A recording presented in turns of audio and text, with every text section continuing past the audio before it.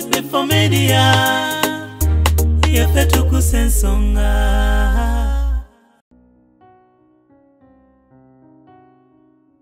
Kale nasomako okuva ku baby class netukira ndowooza ku senior 1 olw'ebizibu by'ensi eno essente ne ziggwawo. Mukujjukira P7 wafunanga meka?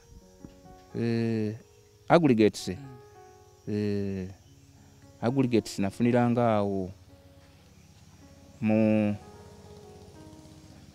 mu nnyawo. Bana Katonda yali ampadde omukisa amagezi nalinga ina naye ne sifuna ssente kweyongerayo. Nalinga nsinga kubeera mu bintu bya kuyimba.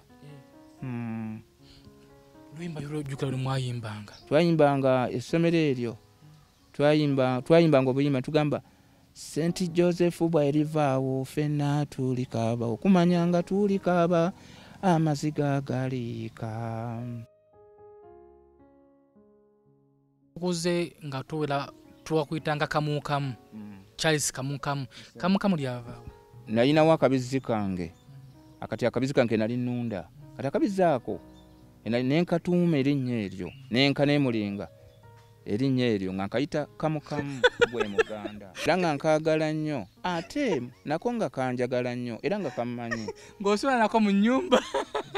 Biseera bimu tekasulangamu. Charles otulanga n'akabizi ako mu nnyumba ku buliri bwe ne Bulaza Looja. Ebintu byo birengera? Ebintu byo mbiraba se. Era mukuluzi wa and sons omu ku bafaani bo? Y'omu ku bafaani bo.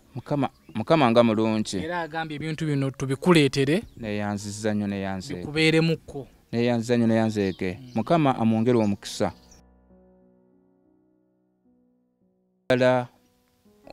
Mbadde njagala oba kuteesa nti baby wange Asia naye somehow naye oba oliawo naye bamwe afuneko half buli kubino kwennyini kubino byannyini buli kintu agende nga afunako half.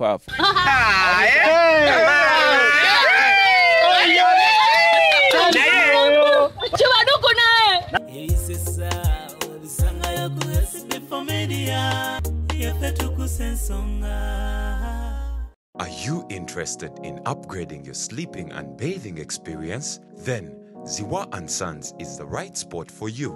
We sell blankets, bed sheets, duvet covers, bed covers, mattress protectors, mosquito nets, wardrobe, all closets, towels, bathrobes, pillows, traveling pillows, cushions, shoe rack, dyeing rack, and ironing boards. Buy all your favorite products online with comfort from your office and workplace, home, hostel at a go from our website www.ziwaansons.com and have it delivered to your doorstep. Call us on 0705 364 749.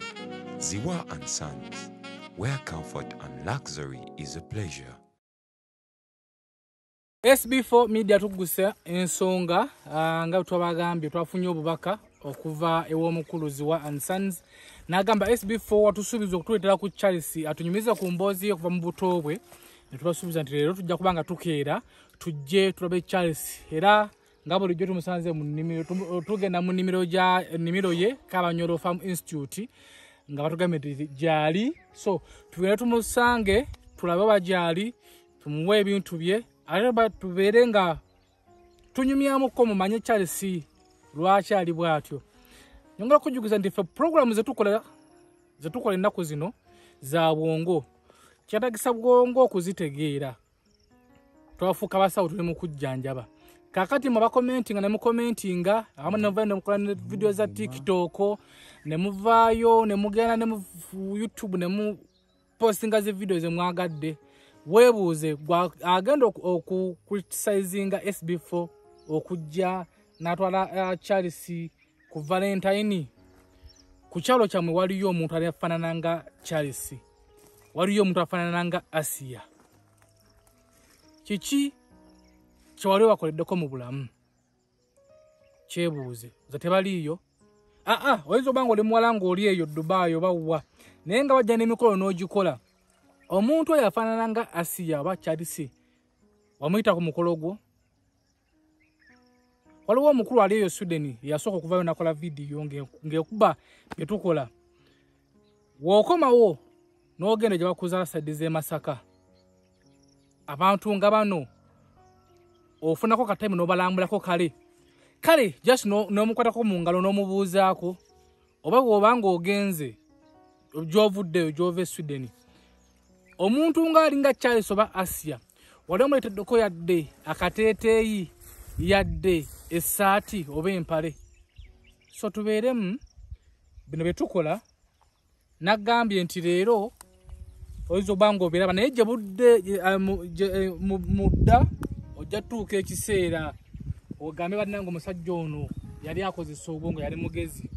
So tubikwate mpola mpola, tubiwuliriza, tuweze programu zino tuzikwate mpola mpola. Gye bujjeeyo mu maaso mujja kumanya lwaki bino tubikola. SB4 Media Tuggussa Enssonga abanywedde programu y'Owoomunaanansi era batandise okontributinga. Tweyanziza nnyo, mwebale. Nyongera okujjukiza nti abantu bano ng'Owoomunaanansi nga Asia nga Charles abamu bangambe nnoonye ku bamiyitaani zawedde nenja munoonyako. Ekisinga okunnuma zawedde mbadde ndudde nga mulaba ku TikTok naye ennaku zino ali lubuto. Weebuuze zawedde ono amanyi nannyini lubuto?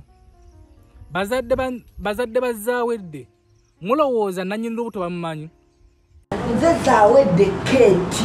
Zawedde Keti oyina emyaka emeka? Nina emyaka 4. Emyaka 4? Zawedde ozekola kikubukedde TV? Njagala musajja mpeezo kameeza. Zawedde oze kunoonya musajja? Mpeezo kameeza ze nsinga okwagala. Oyagala omusajja ng'afaanana ati? Nga aja ataddeko ettaawo eddene. Bano abantu we buziba mwabali eyo oyinza obanga toli wona mu Uganda naye Baganda bwe babakojjaawo babakozesa. Naga nti Asia alina omwana naye nga nannyini mwana teri amumanyi. Bakadde bammwe, bakojja bammwe, Baganda bammwe oyinza obanga oli bweru naye nga babakozesa ne bazaalamu abaana. So zawedde tujja munoonyako kuko naye era tujja mubaleetera. Program tukozese bwongo okuzaba bwenga tonategeera programu zetu zitukola tokomentinga. Nawe tunafuna views 2 nawe tunafuna abatugoberera 10 oba 5 naye nga bategeera bye tukola. Tubeeyanza nnyo era saa zino nkowoola gwe wena wennanga otegeera programu za SB4 zakola gw'oba ofollowinga. Awasesesekamu wosensinga nti kino kyembadde ntegeeza tubeere wamu. So SB4 Media Tuggussa Enssonga wamala wali ku kamera nga bulijjo tusinzidde kati kamu tugenda wa Charles. Subscribe, likinga ate era sharinga.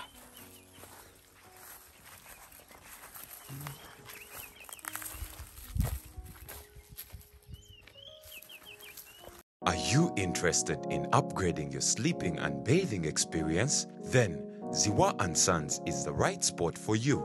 We sell blankets, bed sheets, duvet covers, bed covers, mattress protectors, mosquito nets, wardrobe, all closets, towels, bathrobes, pillows, traveling pillows, cushions, shoe rack, dyeing rack, and ironing boards. Buy all your favorite products online with comfort from your office and workplace, home, hostel at a go from our website www.ziwaansons.com and have it delivered to your doorstep. Call us on 0705 364 749. Ziwa & Sons, where comfort and luxury is a pleasure. Ononya apartments ez'omulembe oba abagenyi bomwe basobola okubeera nga bakirako abali ewaka. Eric Wilkins Apartments Enyanama ng'ovudde ku lw'entebe za apartments zokka ez'omulembe ziyoyoteddwa bulungi ate nga ntegeke bulungi n'ebibajja eby'omulembe. Oyagala kukola hanemuuno kutwalayo mwagalwa okusanyukirayo oba famire yo ate mwabagala okukolerayo retreats zammwe oba meetings ez'ekyama nga temutaataaganyiziddwa mwanirizibwa. Leka tukubudeebude n'abagenyi bo mu ngeri eweesa ekitiibwa ate kuwummuza. Kyalira website yaffe www.ericwilkinsapartments.com oba tukubire ku ssimu +256 785 615 265 okumanya ebisingawo.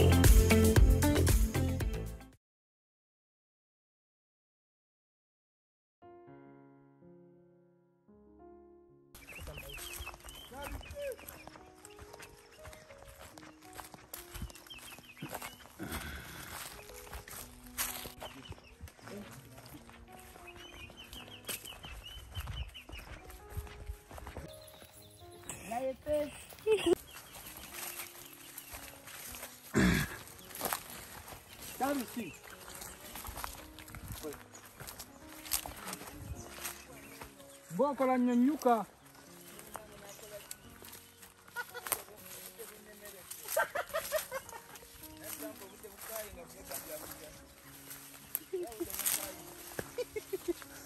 Asenge jakuruma. Atugambye. Asenge jakuruma akumalawo. Munange ndi wano sina mirembe. Asenge jantwala. Ayitebo. Asenge je. Naye oli mukulu bwesimbye nga keya pro. Ndi wano noga ku busoli so. Nyuka. Nyuke. Alusebo. Obudde bwagenze dda. Kyaziri meka. Olonga mbesebo obudde bwakukayide tolina mirembe. Obudde munkayide ate nyina mirembe. Mirembe sijina sasa sokulaba. Nyonyo blaza. Kyekiriwo. Ndi wano blaza roje. Obulamu bugamba ki? Kyaliri munana kyalima. Munana ziweze. Yinzi ndabangozi tanabuwera. Olabiddewa. Sabo oli mukungula. Nakola ki ndi mukungula. Uyo Charles Kasoro Charles gwakungudde. Ndi mukungula. Tolaba. Uyo nkungula. Yes, I'm harvesting. Kakati. I'm harvesting. Wali bali chupa cha soda. Chupa cha mazi. Oba munanasi. Asi munanasi. Boiling waters. That's boiling waters. When I feel thirsty, and then I drink. I drink. Yes. When you feel what? When I feel thirsty, then I drink that water. Okay, tukunonye. Waliwo batutuso bakatubukuwe. Era mukwano gwa mitaziwa and sons yatutuso bakatubukuwe. Twamusubiza okunyumizaako emboozi okuva mu buto. So zetujero je tuzejjo ogenda kubanga onyumiza abantu abakulaba otubuye n'enteekateeka z'omukolo guzituuseewa. So Charles ogenda tuwa ku mboozi okuva mu buto oba okyagijjukira. Ogijjukira? Emboozi? Okuva mu buto? Nso somehow okujjukira. Nso gijjukiramu. Yes, sebo. So Mr. Ziwani Sons yatutumye abaddeko ne tuyatuwadde tukuleetere. Yes, sebo. So tugende ndowooza ewaka. Tugende waka? Wa mama. Very nice. Yeah, I'm very glad to see you. Thank you. Welcome. Thank you. Yeah. How is life? Life is just fair. Okay, let's go. Let us go. Okay. Let me first and we go. Let us kwatireko. Kuva kumacha kupaka saa 8 gwo wakakungula. But I think I have just decided, sir. I have just finished Sairasa. Don't you see over there? Sairasa, you've been Sairasing. Yes, Sairasing the field. So I want to plant more maize. Yeah, more maize. Another maize. Or more maize. When it rains, it start raining. So you are silencing the bush? Yes, I am silencing the bush. So I want to prepare the bush. Afterwards, when God wishes, I want to plant more maize. Okay. Yes, I want to earn some more money. Okay. Yeah. Let us go. Okay. Let us go. Okay. So let us go. Brother is a piece. Ola mugambaki. Ola mukiria.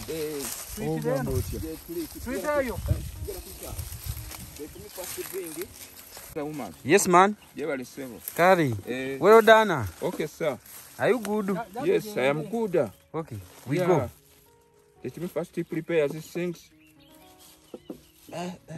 Mister. Yes? You first help me. Boiling water. Boiling water, Yeah, watch that's out. boiling water. Say you want to drink. Let me tell you about Timuno. About what? About tea. About tea? Tulengeramu ebintu. Hey. About tea? No, it is not there. About tea. Marijuana? There is no marijuana. There isn't. There isn't. There isn't any marijuana. So, boiling water omwekengedde. Boiling water? Omwekengedde. Tomwekengera. Talina buzibu. So let me first come. Let me first come.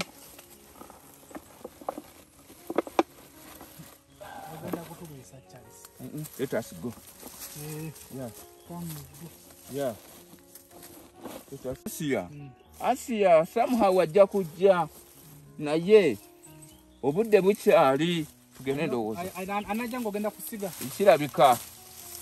Brother follow this man. Tukulembere. Bakulembere. Oh. Nemanya makubo gange. Okay. You can follow me. You follow me. Nemanya makubo. Are you interested in upgrading your sleeping and bathing experience? Then Ziwa & Sons is the right spot for you. We sell blankets, bed sheets, duvet covers, bed covers, mattress protectors, mosquito nets, wardrobe, all closets, towels, bathrobes, pillows, traveling pillows, cushions, shoe rack, dyeing rack, and ironing boards.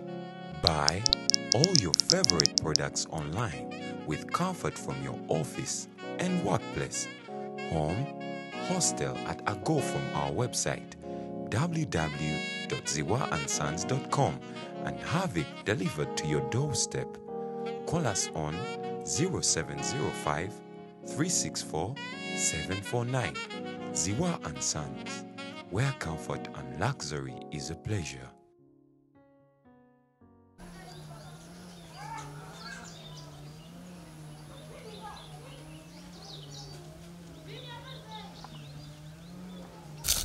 Tule wano eno. Tule wano. Mama nyabo.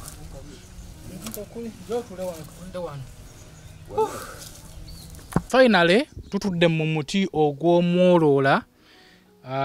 Wano wabeerangawo akazi.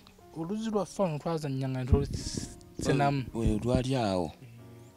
Tuva ne Charles mu nnimiro tumusanze ali mu kwavestinga and ogenda kya kyobadde okola badde nsayira singa wadde sayira singa sayira singa kwe kuki kyeki okusayira singa kirabika okusaawa ya okusaawa ne kwetegekera kusimba ne mukuteekateeka okusimba layini season ng'etandise okujja okutonya. Okay, SB4 Media Tuggussa Enssonga tuli n'omukulu Charles mbadde mwebuuza ate omugole waffe nga atubuzeeko. Omugole waffe gyali era ng'omukuluzi wa & Sons azze n'atutuma n'agamba SB4 watusuubiza Charles otuwa ku mboozi yo okuva mu buto okyagijjukirayo?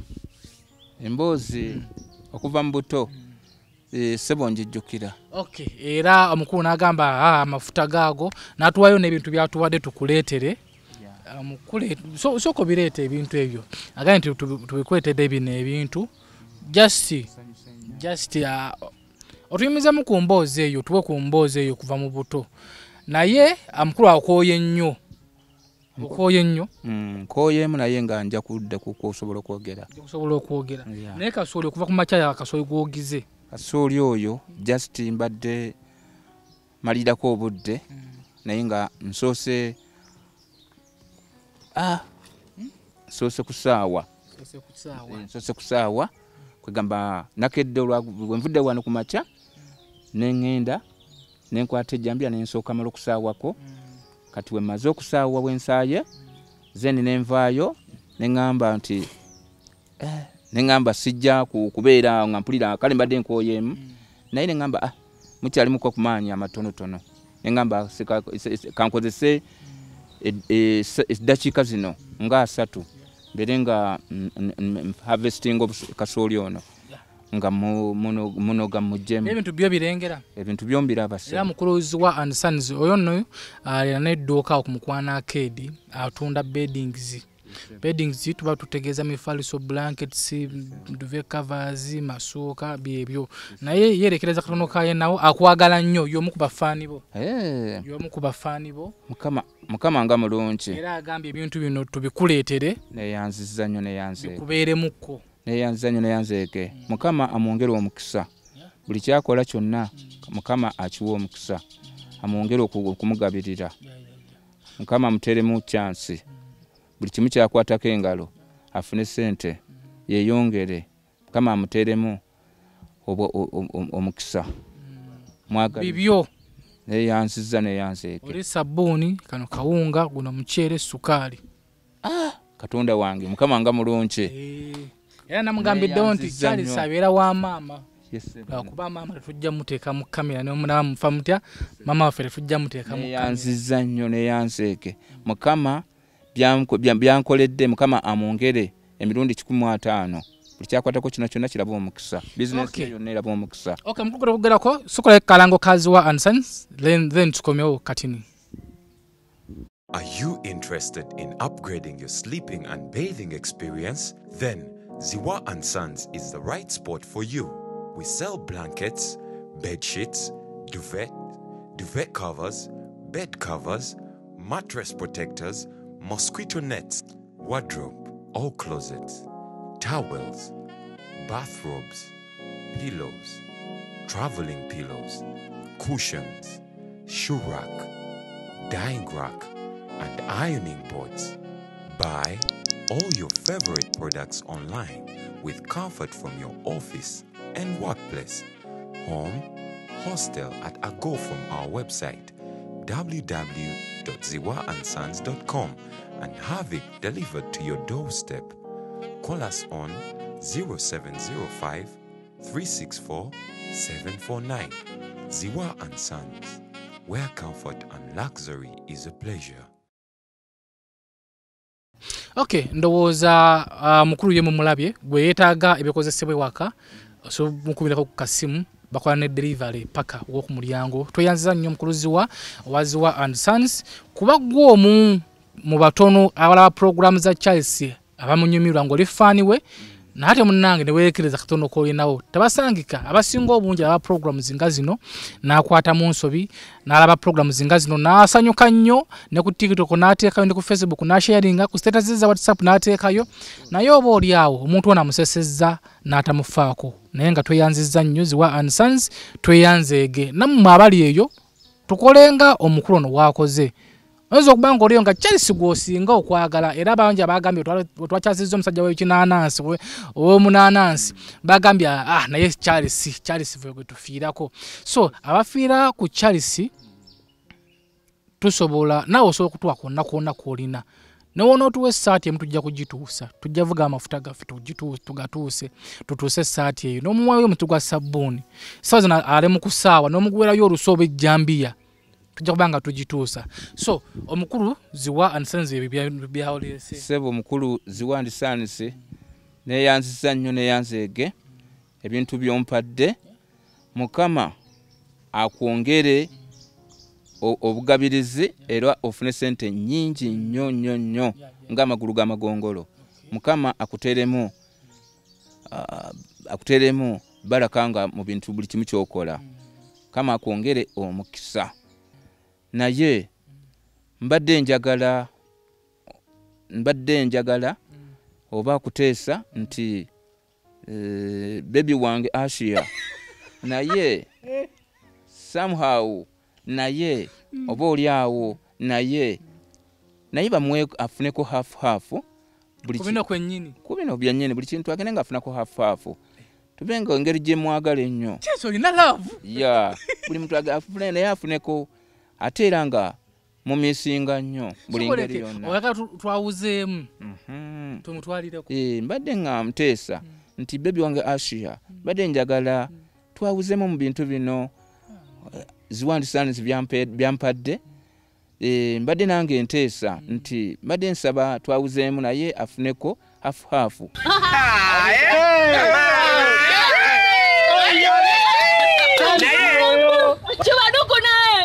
kubanga baby Ashi yamwagala nnyo ate nga wamuvuma abantu banyiga wamumala okuva mu Valentine ali osaaga just nga love yeko just nali nsaaga that's yali love nga yeyogera nga mbafaanana nga bad nayogera naye saba kunsonyiwa nsaba excuse kubanga bibaawo bulijjo mu love bibaamu bulijjo mu love naye saba kukisonyiwo ate naye gyali nno munyiivu by the way yonna gyali munyiivu ajja kusanyuka yagamba nti wamugamba gwe nafuna omulala era n'agamba nti ogeza n'omufuna ojja kuwasa omukazi omulala n'omuyombesa Para musanga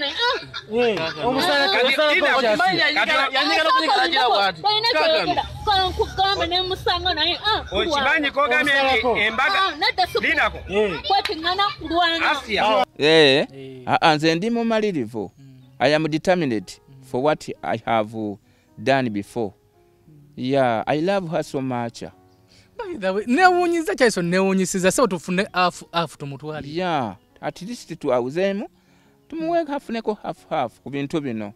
Nze mbadde nteesa. Anyway, mbadde nteesa. Ekiteeso kibadde kibi kirungi. By the way, ndi surprised okubeera nga ate ekintu kyo kirowoozezzaako. Mbadde nteesa. Baby Asia tugenda mufunira ebibye. Era enkya tujja gendayo tumutwalire ebibye. Bino byo bikubeeremu era maama w'obubaka mugambe denzi li first born lisase kuno kuba kutakusaka bituke mu bituufu bwabo era tugenda kugenda wa Asia tugenda funa ebya Asia tubimutwalire ndozo olunaku lw'enkya naye nga kyakabi nnyo era Mr. Charles bintu bya Charles nabidde ddala nga I'm so surprised.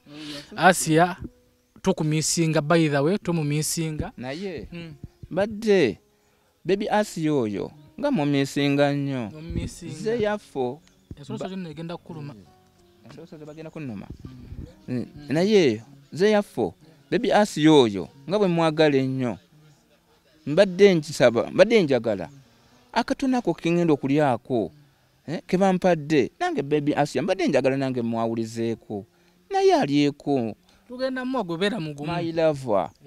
Baby Asia because I love her so much 100 times. Tugenda mufunira ebibye. Yeah, okay, ekitulesa bano yes tusokedde mu buno bubaka nenga baby Asia ndowooza. So nga okiwulira bulungi tujja kumanya Charles bikukwatako kuva mu butobo gye wasomera abazadde abakuzaala nebirala ebiringanga ebyo naye nga nyongera okwaniriza era n'okujjukiza nti tunene twafunye sponsor waffe omupya era sokola kalango kano katini nnyo then tukomewo.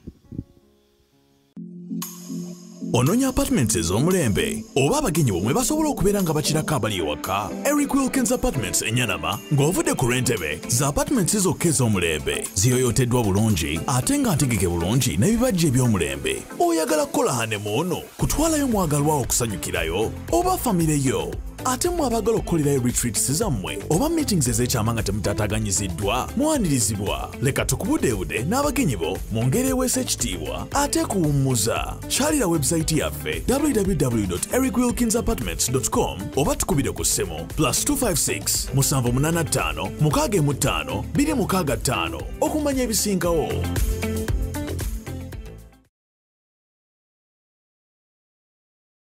Ndowooza kalango kaffe okalabye aka bannaffe aba Eric Wilkins Apartments basangibwawo nno Zana gwe nga ova bweru osobola okuba ng'oyitirawo no booking apartments oba wiiki nnamba oba mwezi buli kimu ekiri balina ebintu ebiri ku mulembe.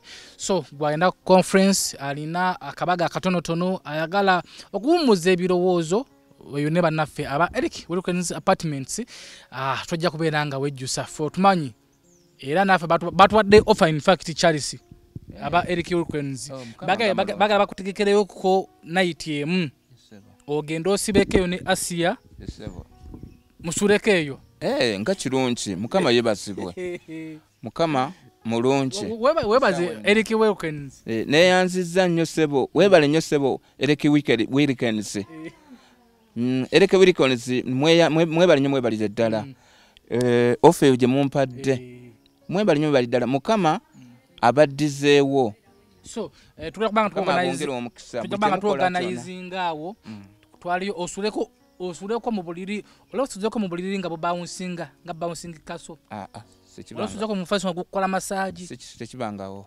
olosuzeko mu buliri nga bakoze kusa Mr. Charles, this is your breakfast breakfast in bed sisulangamu mukyambaawo olona yedoko mu kinabiro nga kyandabiramu nga oyimira buyimirize bwati amazina gajja nagakubuuza do you need hot water or cold water nga hot nga mixings sigenda nga mu kinabiro ekyo sinabirangamu mukyambaawo Eric Wilkins mwebale nnyo mwebalire ddala basebo okay ofa gye mumpadde neyanze ge mukama abongere omukisa okay basangibwawo ziri awo nga wakava boti ku Freedom State Kirira side zaawo simwe ziri ku screen okwo kuba no bookinga nobeera nga ate weeyagala okay Charles tutandike Charles abantu bagala okukumanya amanya amatuufu gwani amanya gange amatuufu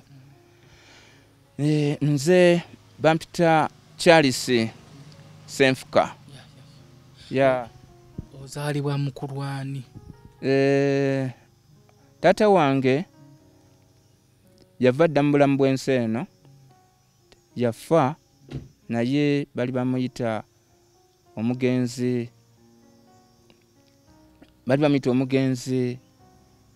Dr. Kitale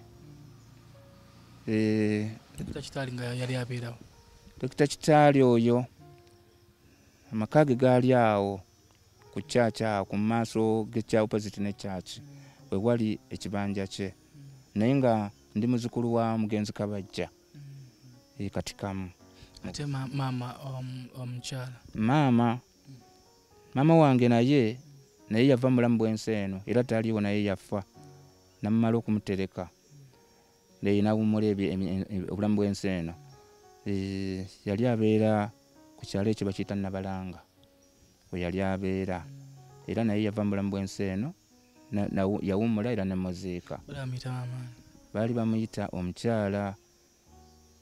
omukyala Venenica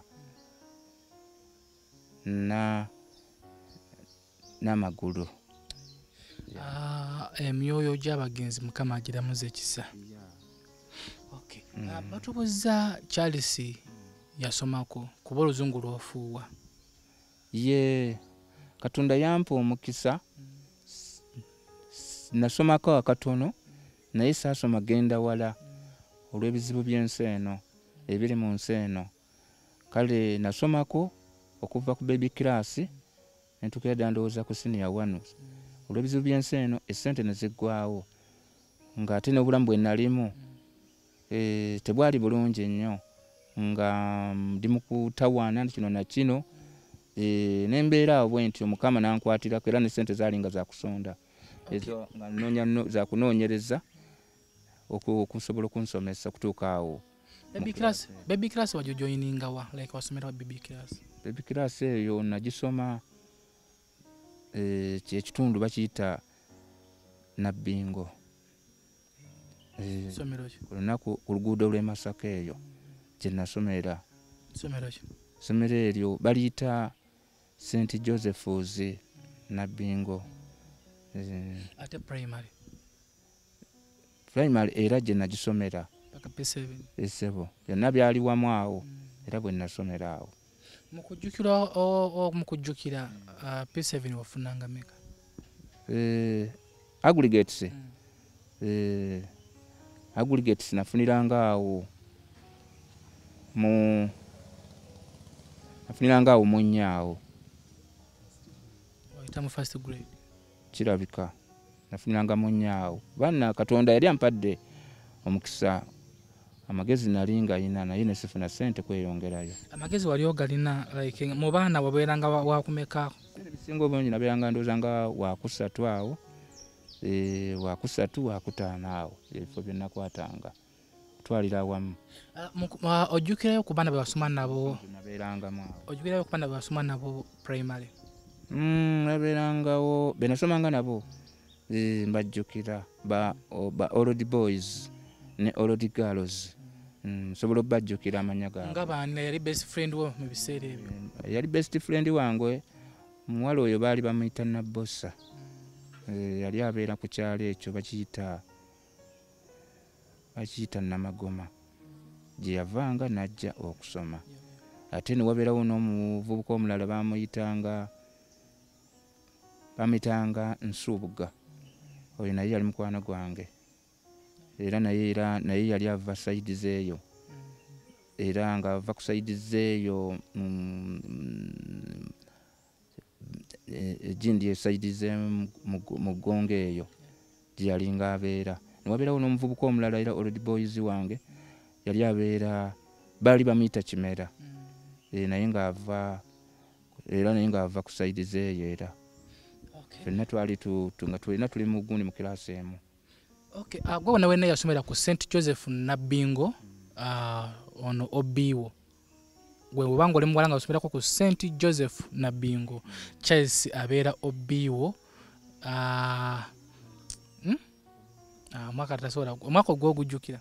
Omwaka ogwo nnyinza ogujjukira kutwalira wamu. Omwaka ogwo nzijjukira omwaka gwalinga gwa maybe oba 7 awo nga 8 78 abe watyawo 78. Wobanga ojjukira ku basomesa by then abakusomesa baali basomesa ki? Wobanga ojjukira abaali bansomesa walingawo omusomesa master wange baali bamuyita waligo baali bayita Master Musoke. Ne wabeerawo bamuyitanga waliwo omukyala gwe bayitanga Madam Sekubunga. Ne wabeerawo ne Master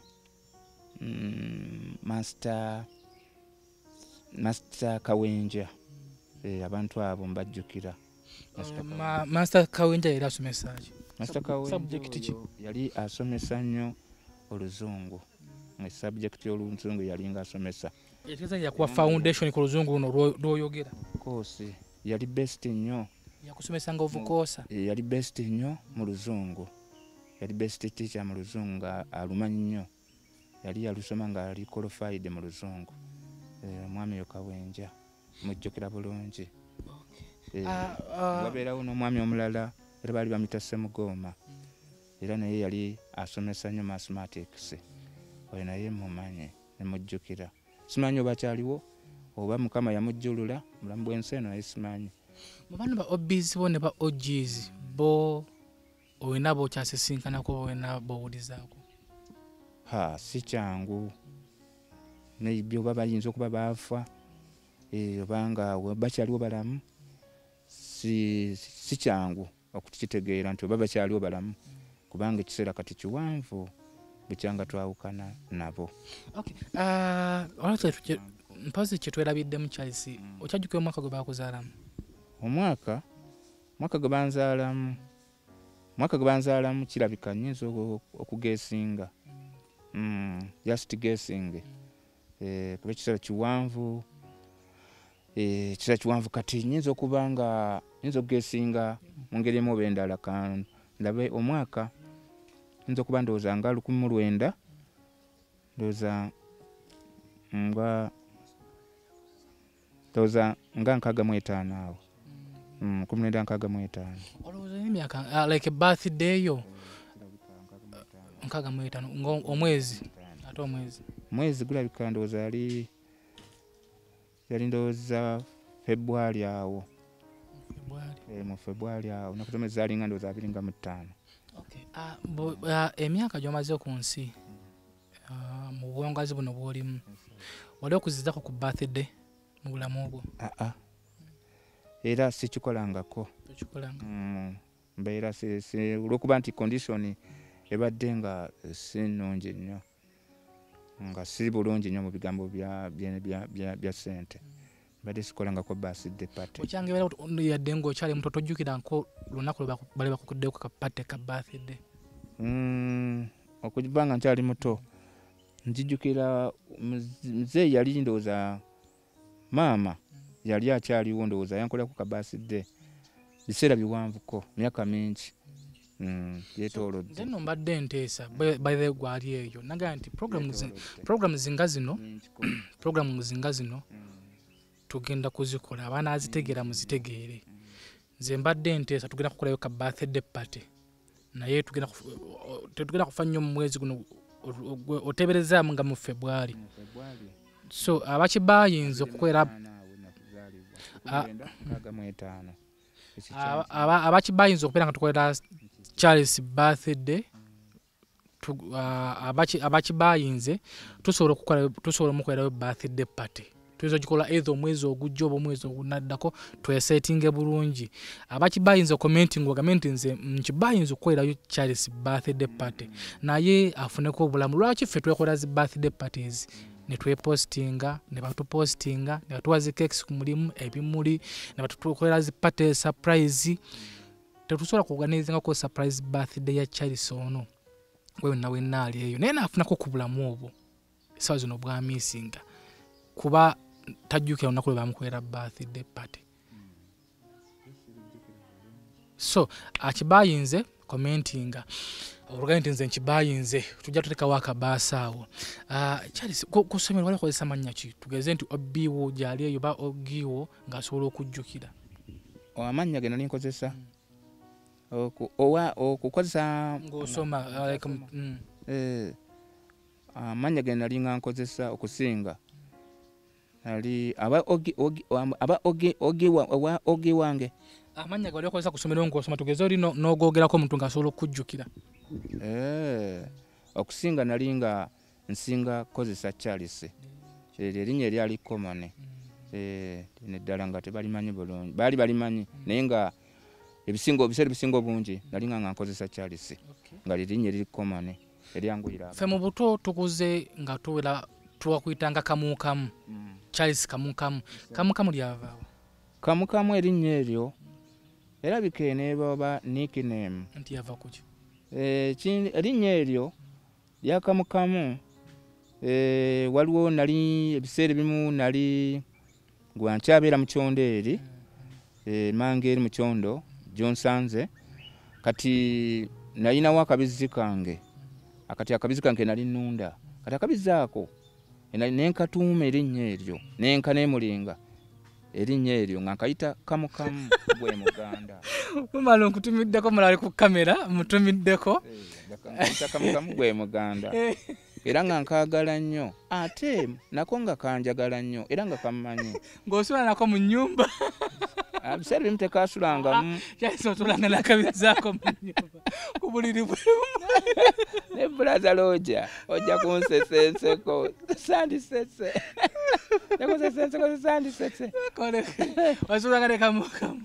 Biseera bimu kaalinga nga kasulamu olwokuba nti kaali kanjagala nnyo kale nga kandiko nnyo omukwano nenga biseera bimu kajja ne keebakakaawo mu ddiiro then afterwards ate biseera bimu nenkagoba ne kafuluma mu nju ne kagenda ebweru gye kasulanga kati kalagawa munnanga ebiseera biwanvu akabizi ako kaatuuka ekiseera ne kazaala ne katundamu obusente obutonotono bwali era bwa chati tezaali sente ziri awo sente ebiseera ebyo obusente bwali butono nga bubizi buli ku sente entono nga buli very cheap nenkatunda nenzigyamu ekigulira magala eddiba mpola mpola ate obwana bwe kazaala era nabwo nabutunda naye ebiseera ebyo ng'obusente era bwali butono okutwalira wamu.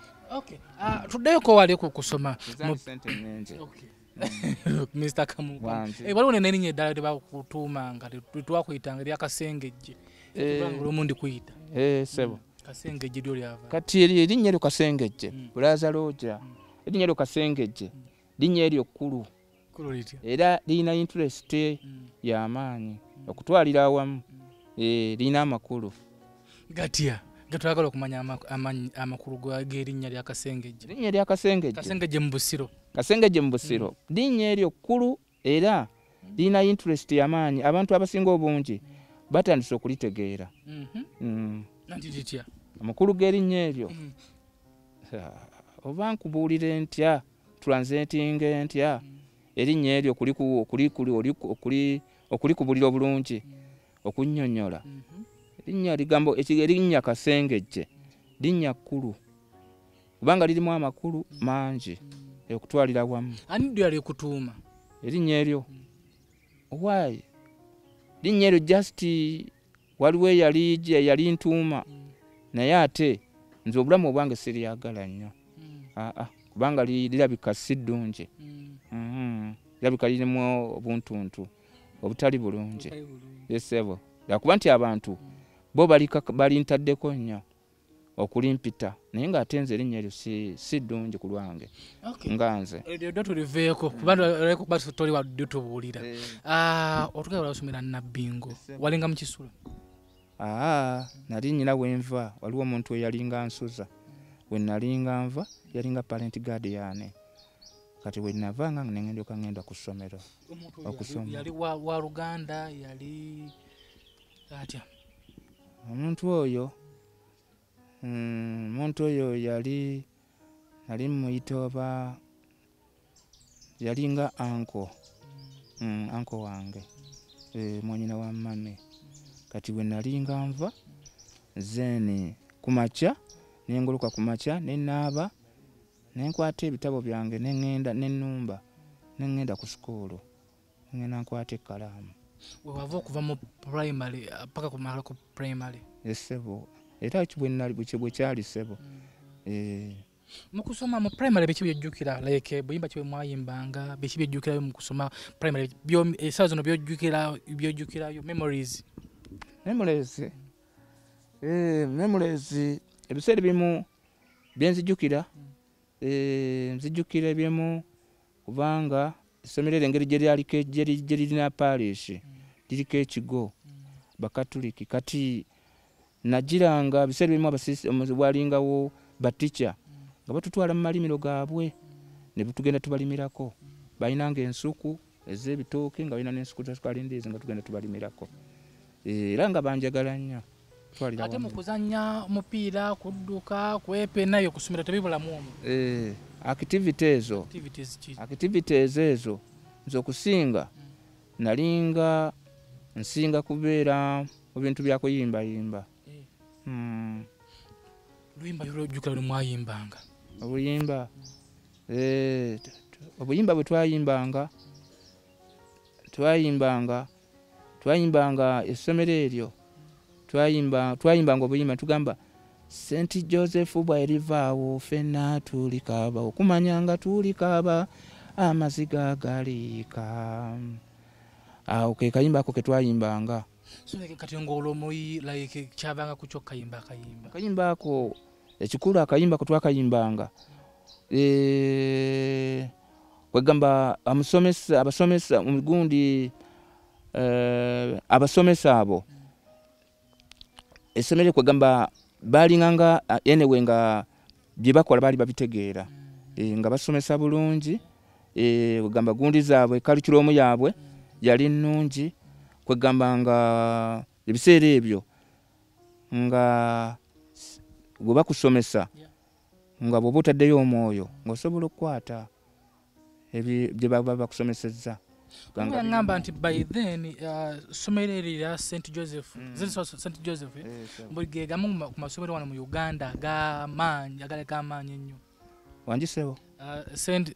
Joseph nti lyerimu ku ssomero eryali ery'amaanyi essomero eryo St. Joseph Nabbingo lyali ssomero nga ly'amaanyi kuba kati walingawo n'eddala baliyita St. Mary's era nalyo lyali ly'amaanyi naye lyali ly'amaanyi okutwalira wamu before kubanga ebiseera byaliwo eryabeereramu ligimu yaliwo eryalibeererawo abaana balinga bayita nga bapromotinga nnyo nga bakola ne bapromotinga ne bagenda ne bayingira senior nga ate bakubira waggulu nga bakubira mu bunaabwe batyo points ojjukira mu biseera ebyo essomero lyammwe eryalinga likwatanga kyakumeka mu Uganda mu kusomesa essomero eryo lyali education yalyo yali simbi nnyo, lyali ly'amaanyi kubanga abaana abasinga obungi bazadde abasinga obungi baleetanga nnyo abaana nga kitegeeza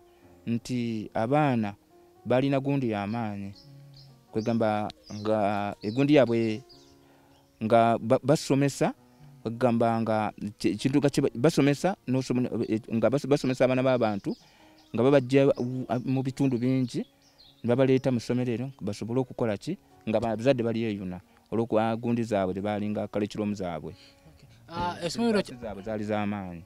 Essomero kyajjuka we lisangibwa nekesi nga twalagadde ogenda odditulambuzaako so odditulambuza essomero eryo weeriri nakati likyaliwo ne kati weeriri bwe likyaliwo bw'obanga osobola tusobola okugendayo.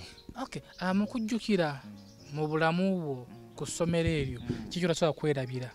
Nze sijja kwerabira nasomera primary light and grammar twalina master mutayanga bakibooko master mutaya mujjukira kati gwe ku ssomero okwo gwasomera like teacher gwe otasobola kwerabira era kiki otasobola kumwerabirako? Okwerabira mu basomesa basomesa abo omusomesa abo kwegamba ebiseera bisinga obungi balinga nga bw'otuuka leeti nga bakukeninga kesiteksi nga balina okukeninga kesiteksi nga bakukuba enkya osobola okukeera nga baagala okeera ennyo very early morning ng'oli mu kiraasi nga bw'olwayo obasanga bali awo ku gatekeeper nga bakuteeze nga bakulinze era oluyingira bwe basanga nga bano bali ku parade nga bakuwamu obuggo osenkya osobola okukeera olimu okwebaka ennyo esebo. Ku ssomero ko kiki wakola ng'olowooza banno abasomesa oba bewasoma nabo nga tebali kikwerabirako gwe nga ggwe? Nze ebiseera ebisinga obungi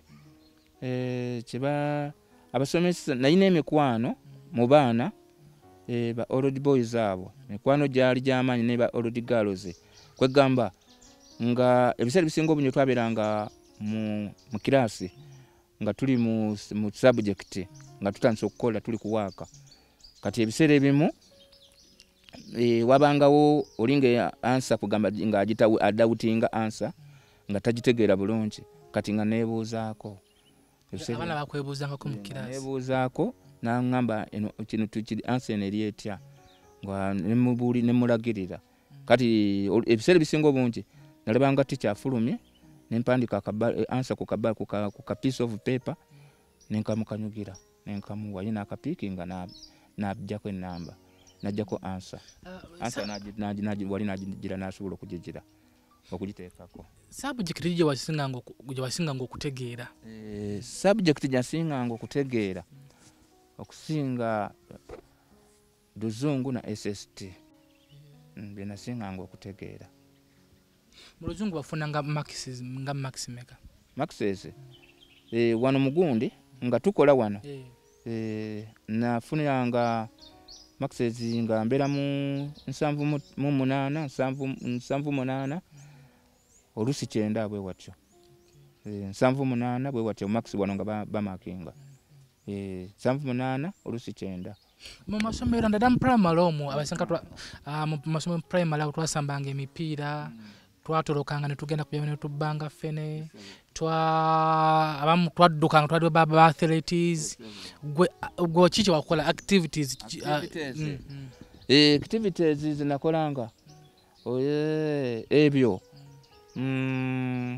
najiranga ngolusi tubeera mu high jump high jump nga namubuuka high jump ne tubuuka ebintu bwe bityo nga tugenda mu kunaaka ne mu walingangawo field ekisaawe ky'essomero nga tugenda batuterawo kagundi akagwa kano nga tubuuka high jump nga bakwasa akati ng'obuuka zeni nga tooka okamala okagira okapiikinga ng'okawa munno ng'okakwata ng'okawa munno naye nga munno sirongolire batekangawo olugwa bwe ruti kati wali nga basimawo ekinnya eky'omusenyu kati nga wabuukanga bwoti kati wali n'ogira olumala okubuuka bwoti n'osanga eri omusenyu ekinnya eky'omusenyu kipiiti kati n'ogwa muli zeni n'olyoka ate ovaayo n'ojja munno naye najja n'akufollowinga backwards naye najja n'abuuka era nga nabyo balinganga babigabirako points. Twagala okwerekereza mu kitundu kyaffe enjini ekisooka emboozi ya Charles baagisaba emboozi eno mpanvu nnyo kuba bingi nnyo beesadala mubuuza tugenda giyiteranga mu bitundutundu kino kye kitundu kyaffe ekisooka mu kitundu kyaffe ekyokubiri tugenda kumanya secondary yagiyingira atya yasomako ttaamu emu biki ebyaddirira tumubuuzeeyo ebibuuzo gwalina ekibuuzo kyewali agadde okubuuza Mr. Charles ojja kikomentingako oba ojja kufuna esimu eri ku screen okwo weereze WhatsApp message otubuulire ekibuuzo kyewali agadde tumubuuze kuba ajjukira bulungi soko oyingiza imali soko gitwale nze kansigale nga nkola kankubuuza ekibuuzo ekisembayo ngomaze okuyingira wano senior 1 school fees zibuze zagaana zibula like wawulira otya ebiseera ebyo nawulira bubi nnyo kubanga nga n'omutima gwali gwagala naye nga obusobozi nga tebuliiwo nga sirina ssente wenzijja kati wali muntu yenna nasobola kunnyamba kati bwe ntyo nenkomaawo kankubuuza ekibuuzo kyayise kiri fani sinka kyanse kumanya nga waliwo ayagala okuddamu kwero so okuddamu n'osoma kati esaawa eno sikakasa nti kisoboka no kigeze nga omuntu avuddeyo ku SB4 Media n'agamba nti kyayisingana kuzayo mu senior 1 osome nyinza okusobola okyabijjukira nyinza okubijjukira mu memory eyinza okuba ekyakolamu akatono memory esobola okuba nga ekyapiikingamu akatini so tamu ejja tugenda kusomera tamu ejja tuyinza okugenda sebo Charles mbadde nsaba ojjawo bino ebintu diyingizayo emaali nze njira nyamu n'abantu bange okay kitundu kyaffe ekisooka emboozi mpanvu nnyo eya Charles komiti yake ekibuuzo kyewalagadde tumubuuze nze nina ebibuuzo byange naye mmanyi lwaki tukomyawo emboozi tugenda kuba nga tugikuleetera mu episodes nga kyekitundu kyaffe ekisoose n'agamba nti programu zinga zino kigenda twetaagisa obwongo kuzitegeera neebaza omukuluzi wa Ansans yatutumye n'agamba Charles mumutwalire ebintu ebyo muwe atwe ku mboozi ye nze nno emboozi gye nakufunako ku Charles entonotono Charles teyali bw'atyo yali mugezi ebyaddala wabula embeera y'ensi eno leero esobola okutuukako oba okutuuka ku nze oba omwana gwe nnaazaala oba omwana betuzadde yeetera Charles okubeera ng'ali bw'atyo abantu bano tubeetaaga twabaleetedde omukulu munanansi ow'omunanansi nze kye napiikinze mu bwongo bwange omukulu oyo mu mbeera bwete munywesa omwenge buli kaseera alina stress Charles yayingira senior 1 n'asoma we yakoma yali mugezi nnyo nga yalagira ne banne mu kiraasi watyanga desperate eyo oba stress eyamutuusa ku kino essaawa zino gwa komenti nga n'ogamba nti SB4 tuleetera abalalu Charles si mulalu Charles muntu nga ggwe ategeera obuleawo n'okukusinga ebbanga lye mbadde naye asobola bulungi okusoma asobola bulungi okuwandiika asobola bulungi okwogera oluzungu naye oba oli awo stress desperate n'ebintu ebirala ebiringanga ebyo naye asobola okulikavalinga atya kino kye tuliko kwe kubeera nga mentally tumujjanjaba bwe tunyumya emboozi eyo oba muto najjukira n'afoosinga najjukira oba oli awo tuyinza okufuna obujjanjabi nze muzzukulu wa Kabajja omugeye tujja nga Charles tugenda kuba nga tudda tunyumye ate emboozi endala tunyumye secondary wagijoyininga otya secondary batugamba nti walinayo ka girlfriend naye kituufu kaaliyo era sanga bw'omanyi yesebo mulongo sebo kaaliyo naye nga bw'omanyi brother Roger ebiseera bwe bigenda nga bitambula kati simanyi kubanga situation nga bw'ogiraba yakyuka kati awo buli omu kati n'abanga takyalaba munne kati simanyi kubanga nalinayo kasengejje zalinga nalinayo obumadamu obwo bwaliyo nga bubiri naye kati simanyi oba bukyaliyo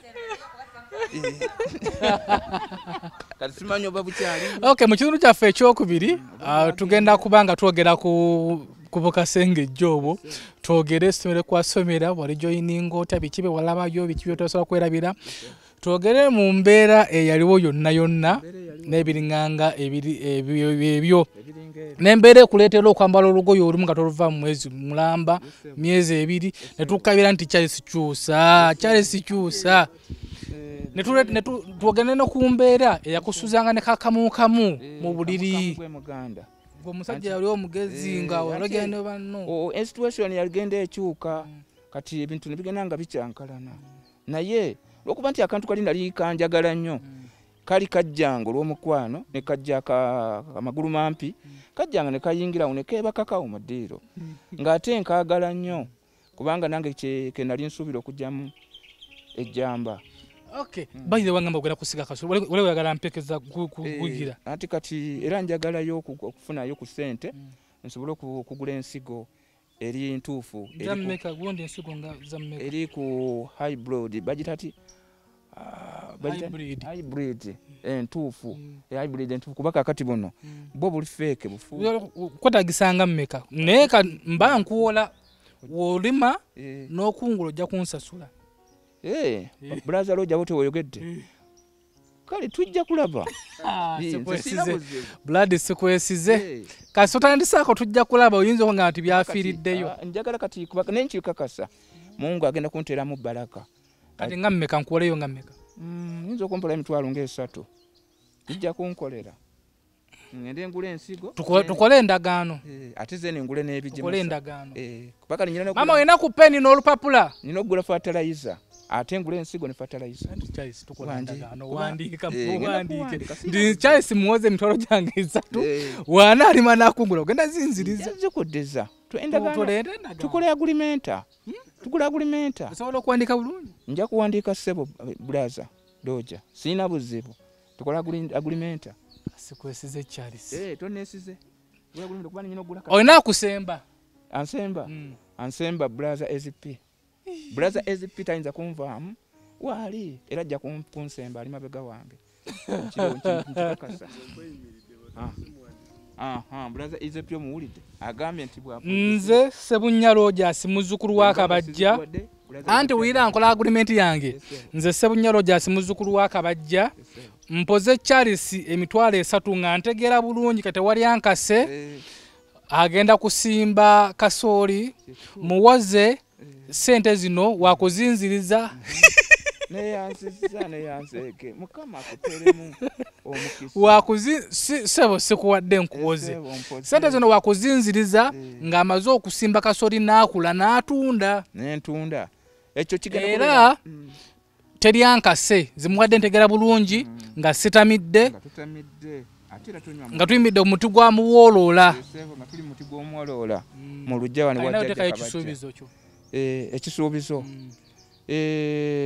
ekisuubizo kati nange nkikakasa ngenda kulima kasooli ono buli ngeri yonna ngenda kugula kati ebijimusa ngule n'ensigo ya kasooli eri hybrid nsimbe kubanga rainy season yino egenda kutuuka era kati omwezi gwokusatu guyingidde kubanga leero ndowooza lumu first lumu kakati macha kati kitegeeza nti rainy season egenda kutandika okutonya kati enkuba etuuse kati amasimba gatuuse kati era kati ndishuwa nti ngenda kusimba kasooli mungi sente zange ozinziriza esente zino mukama bwana banga tutaddewo nsuubira okuzizza oba ozikuddiza oluvannyuma lw'okungula kasooli ono mwaka gujja kasooli ono ng'akaze myezi ng'emeka myezi kasooli okukala okuva kati lw'omusimba kitwala emyezi nga 3.5 kuva lw'omusimba mpaka okutuuka okukala atwala emyezi nga 3.5 n'atuuka okukala yensonga eyo ssebo bulaza looja mukama akwongera togenda kunteramu yadde amagoba ate amagoba gaki bulaza amagoba tegaliiyo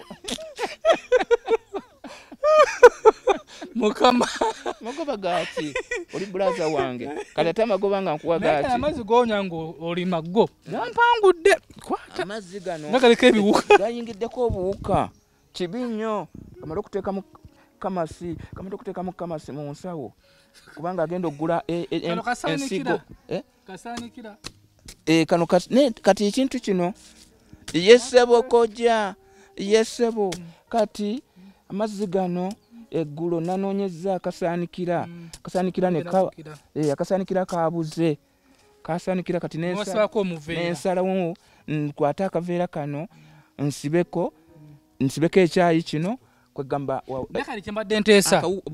mbadde nteesa ogenda funa omuntu akusayireko osimbe kasooli nga mungi gwe osawawo akantu bwe kati n'osimbawo entebe nnambi ya kasooli njagala sapoota kati sente siina kankwongereyo omutwalo ninga mpeddemu kati guno fundewo omuntu akusayira kakuyambeko ofune money power osimbenga Ika mama ogiraba etwala ospendinga sente nyingi nnyo kuyiika kati mama oyo yasaawa ika emanga mu kibira naye aspendinze emitwalo 17 ku ssaawa justice sayirasa yokka kusayirasinga mitwalo 17 gigutte gyagenda okusasula kitegeeza kati tezina kyezigenda kukola zenkwaddezi kati just kuwa muntu waliwo musajja wano ayagala okukola ezamangu wano nga agenda ateekamu akantu ke kebayita piririya bayagala genda nnyo akatunda tukwerekereze Charles twalayo emaali eno kati awo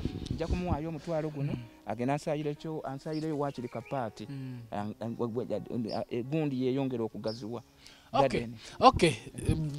twalayo emaali katukwerekereze SB4 Media Tuggussa Enssonga Mr. Charles ndowooza emboozi ye mugiwulidde ye party esooka bw'ayagala party eyokubiri comment nako ogambe next part eno party eno omukuluzi wa Ansans yabadde agisponsorinze tutaddemu amafuta namwayo ne bimulabye agisponsorinze ndowooza enyumye era mugipiikirize naga nti program nga zino tujja kubanga tuzinyumya mpola tuzitegeere bulungi bujjeeyo abakomentinganga nga batudesinga mujja tuuka ekiseera